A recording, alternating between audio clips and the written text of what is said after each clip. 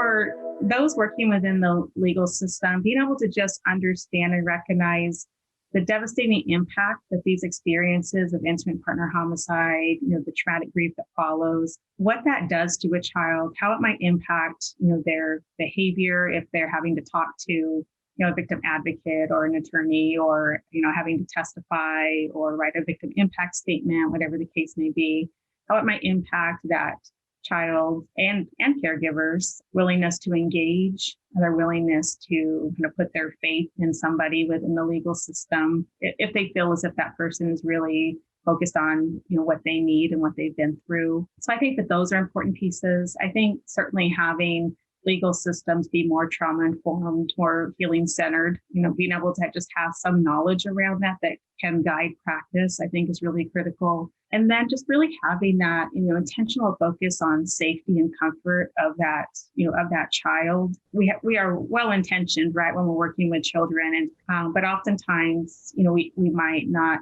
necessarily come across as really showing comfort, right, to a child, or perhaps we think we are, but we're really not, or really trying to promote, that emotional, physical safety. So just being able to think about these areas where children are impacted so profoundly by the intimate partner homicide, and how that can affect the ways that they perceive those that they're working with in the legal system, which certainly will impact, the ways that they're engaging. I think another important piece is that the child's perspective, their voice, should be heard to help inform decision making. And I know some of that certainly is,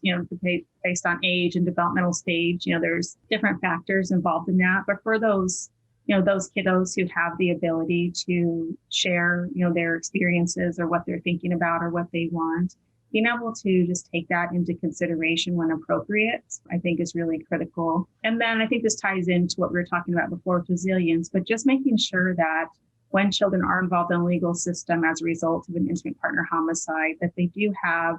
that supportive adult with them throughout the process, whoever that might be. And it might even be more than one person, but just making sure that that's a priority so that children aren't,